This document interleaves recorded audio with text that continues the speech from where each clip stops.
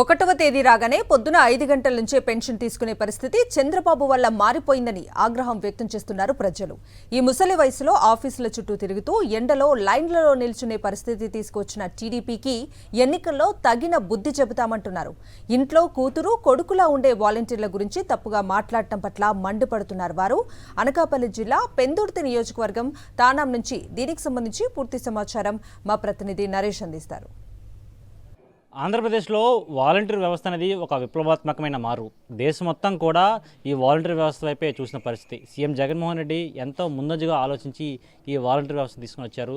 ముసలి ముత్తక ఎవరైతే ఇంట్లో నుంచి బయటికి నడలేని స్థితిలో ఉంటారో అలాంటి వారికి కూడా ఈ వాలంటీర్ వ్యవస్థ ఒక బంగారు స్వప్నంలో తయారైంది.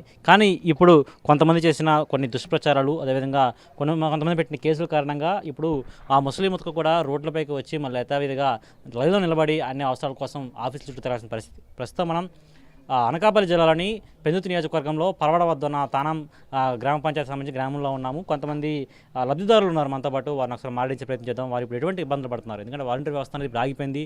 వాలంటీర్ వ్యవస్థ పనిచేయకూడదని కోర్టు ఆర్డర్ ఇవ్వడం జరిగింది, ఎలక్షన్ కమిషన్ వెళ్ళడం జరిగింది. ఇలాంటి తరుణంలో అసలు వాళ్ళు ఏమనుకుంటున్నారు చెప్పండి. మీకు ఎప్పుడు కూడా 1వ తారీఖు రాగానే పెన్షన్ చేతిలో పడేది.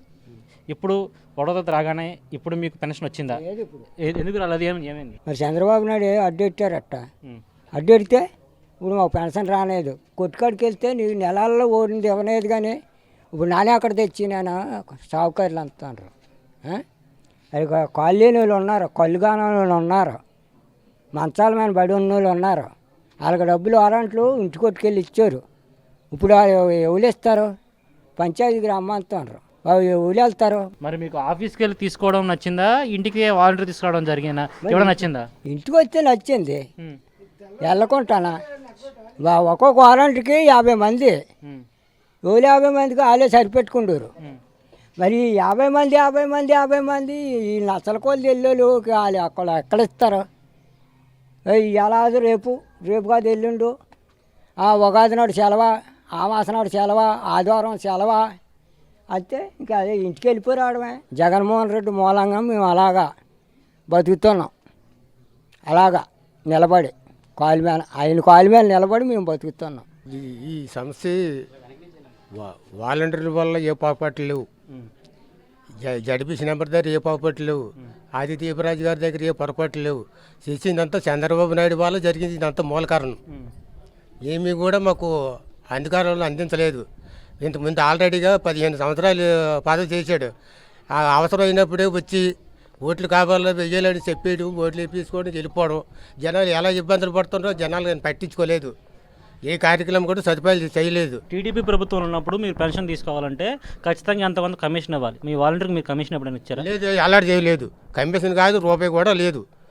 ప్రజలంగా అక్కడ పైనుంచి ఎంత వస్తుందో అంతా కూడా ఇంటికి పెన్షన్ జాగ్రత్తగా అందిస్తున్నారు. అది ఒక మాకు ఆనందం కలిగిస్తుంది. మరి ఇప్పుడు ఇంత పెద్ద సమస్య మీకు తీసుకొచ్చిన చంద్రబాబు నాయుడుకి మీరు ఏ విధంగా బుద్ధి చెప్పాలనుకుంటున్నారు? చంద్రబాబు నాయుడు చేసింది మాకేం నచ్చలేదు. ఇలాగే జరిగితే మాత్రం మాకు ఓట్లు కూడా వేసే పరిస్థితి లేదు. అది మాత్రం వాస్తవం. అది ఇదే పథకాలు అయితే మాత్రం ఏమి కూడా మాకు జరగవు. ఇది మాకు వేసే పరిస్థితి కూడా కాదు. ఇదే ప్రభుత్వం మళ్ళీ మాకు రావాలి. ఇదే మాకు అండగా మాకు నిలవాలి. చంద్రబాబు నాయుడు చేసినంత కుట్రే, ఇదేం కాదు. మరి చంద్రబాబు నాయుడు మీరు ఏ విధంగా బుద్ధి చెప్తారు? ఇప్పుడు ఏ విధానంగా అంటే మరి మనం ఏం విధానం అంతా సౌకర్యంగా జరిగిన దాన్ని ఈ టైంకి ఎలా సరిగ్గా మూమెంట్ వచ్చేటప్పుడు చేసినట్ట.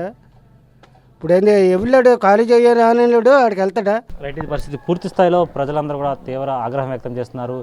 తమకి కాళ్ళ దగ్గర తీసుకొచ్చి అంటే తెల్లవారుజామున 5 గంటలకు నిద్రలేపు మరి పెన్షన్ ఇచ్చే స్థాయి నుంచి మళ్ళీ ఆఫీసుల చుట్టూ తిరిగి మళ్ళీ లంచాలు ఇచ్చి మళ్ళీ మీ పెన్షన్ తీసుకోవాలా. టీడీపీ ప్రభుత్వం మీ పడిన కష్టాలు చాలు. వైఎస్ఆర్సీ ప్రభుత్వం వచ్చిన తర్వాత మా ఇంటి వద్దకి అన్ని పథకాలు వచ్చాయి. ఇప్పుడు మా ఇంట్లో ప్రతి ఇంట్లో కూడా తన కూతురులాగా తన కొడుకులాగా దగ్గరైన వాలంటీర్ వ్యవస్థను నిర్మూలించే ప్రయత్నం చంద్రబాబు నాయుడు చేస్తున్నాడు. ఖచ్చితంగా చంద్రబాబు నాయుడుకి ఎన్నికల్లో తగిన బుద్ధి చెప్తాము కూడా ప్రజలు చెప్తున్న పరిస్థితి కనిపిస్తుంది.